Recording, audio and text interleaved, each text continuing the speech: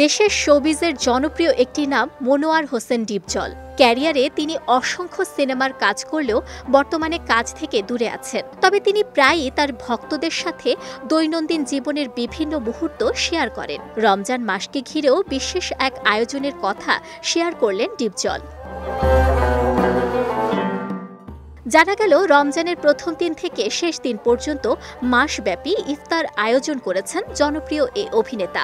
রাজধানীর গাবতলী, আগারগাঁও এবং মহাখালীর আশপাশের এলাকার বিভিন্ন স্থানে প্রিজন ভ্যানের মাধ্যমে ইফতার বিতরণ করছে এই অভিনেতার প্রতিনিধিরা। বিষয়টি নিশ্চিত করেছেন ডিপজল নিজেই।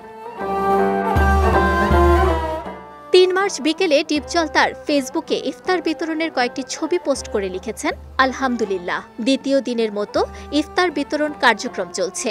ইনশাল্লাহ পুরো রমজান জুড়ে অব্যাহত থাকবে। দোয়া ও সহযোগিতা কাম্য। কিছুদিন আগে গাইবান্ধার তালুক রিফায়েতপুর স্টেশন বাদিয়াখালীতে ডিপজলের মা মরহুমা হাজী জাবেদা বেগমের নামে মাদানিয়া মসজিদ কমপ্লেক্সের কাজ শেষ হয়েছে। মসজিদ নির্মাণ সম্পন্ন হওয়ার পর সেখানে একটি মাদ্রাসার কাজ চলছে, আর মাদ্রাসা পরিচালনার দায়িত্ব সামলাচ্ছেন খল অভিনেতা নিজেই।